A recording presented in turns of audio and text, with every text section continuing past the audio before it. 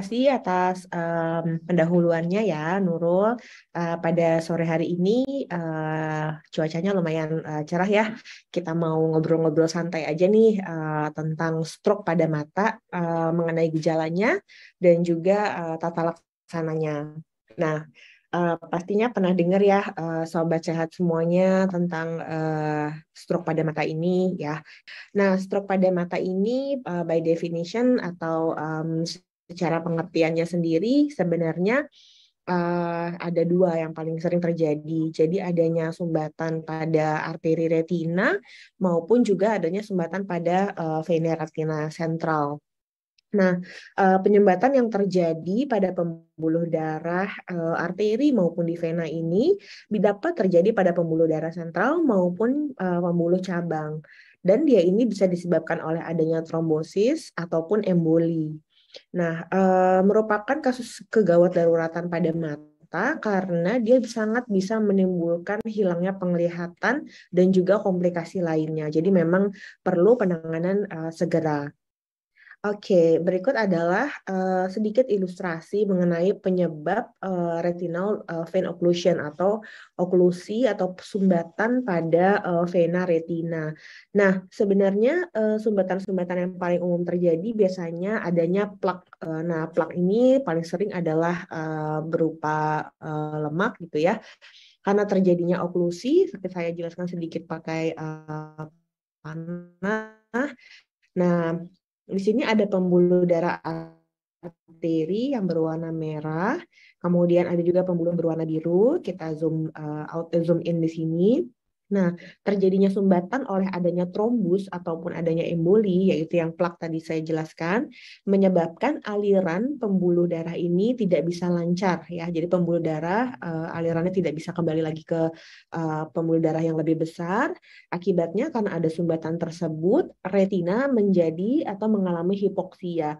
Hipoksia ini sendiri yaitu kekurangan oksigen. Nah, akibat terjadinya kekurangan oksigen, maka terjadi penumpukan cairan di retina, terjadi perdarahan, dan juga ada kebocoran lemak dan lain-lain. Dan akibatnya terjadi peningkatan tekanan yang luar biasa di luar pembuluh darah, sehingga lama-lama pembuluh darahnya pun juga ikut tertekan. Dan hal ini berlangsung terus-menerus selama trombusnya itu masih ada di pembuluh darah vena tersebut. Ya, nah kita perlu kenali nih gejalanya dan tanda klinisnya apa sih?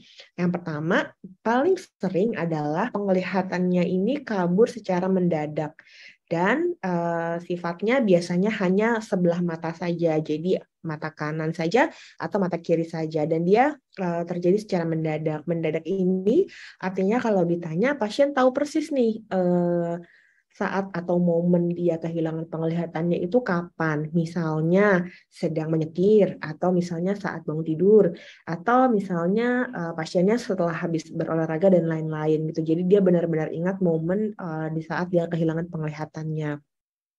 Nah, ketika pasien ini datang ke dokter, maka yang bisa ditemukan pada pemeriksaan adalah pelebaran dari pembuluh darah vena, kemudian adanya perdarahan seperti ini di retinanya, kemudian adanya penumpukan cairan atau edema pada makula dan juga papilnya, kemudian ada cotton wool spot, yaitu adanya infark atau kematian jaringan pada salah satu lapisan retina, dan bentuknya seperti thunderblood gitu, jadi seperti badai gitu ya, badai darah seperti ini. Nah, komplikasinya apa nih? Komplikasinya dapat terjadi pembentukan pembuluh darah baru, ya, neovaskularisasi pada saraf retina dan juga pada iris. Nah, seperti ini misalnya pada gambar yang di bawah, ini kita lihat adanya pembuluh darah baru di sini yang harusnya memang tidak ada. Nah, ketika kita sudah menemukan tanda-tanda seperti ini, berarti pasien ini bukan hanya mengalami stroke mata, namun juga mengalami komplikasi yang namanya glaukoma neovaskular seperti itu. Nah, berikut adalah gambaran klinisnya. Jadi, untuk gambaran yang tengah ini adalah gambaran saraf mata atau retina yang normal. Kita bisa lihat di sini papil atau nervus optiknya sangat jelas. Kemudian kaliber dari pembuluh darahnya, arteri venanya juga rasionya masih 2:3, makulanya juga masih baik, dan kita lihat tidak ada perdarahan. Ya, nah kita bandingkan dengan salah satu stroke mata yang derajatnya masih sedang, yaitu gambar yang di sebelah kiri. Nah, ini perdarahannya memang sudah mulai ada, namun belum begitu banyak ya. Dan ini retinanya masih mendapatkan oksigenasi, namun memang sudah menurun gitu ya, tidak teroksigenasi lagi dengan baik gitu seperti normalnya retina. Nah, pada gambar yang sebelah kanan ini yang namanya ischemic central retinal vein occlusion.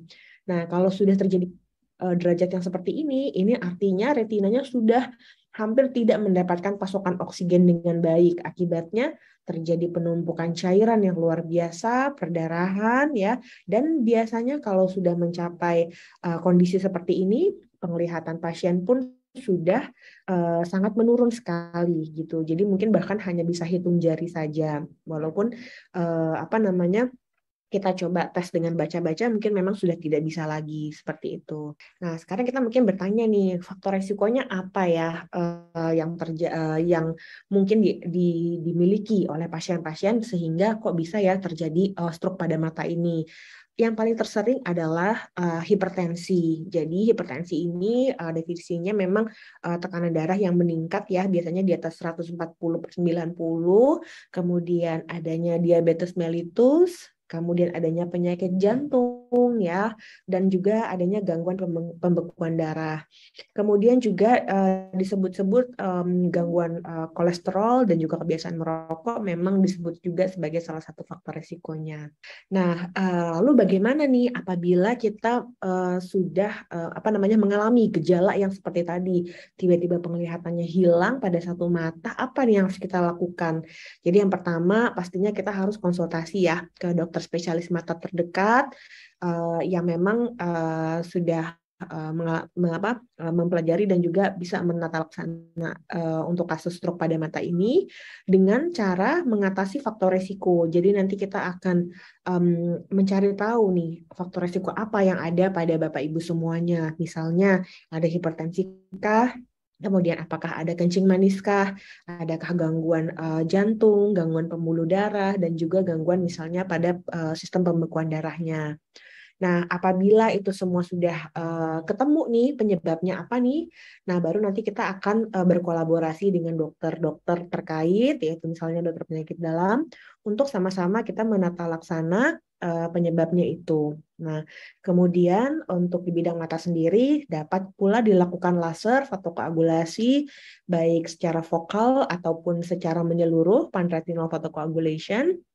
Kemudian dapat juga dilakukan injeksi anti-VEGF pada intravitreal atau pada mata. Nah, hal ini untuk mencegah neovaskularisasi dan juga komplikasi lainnya.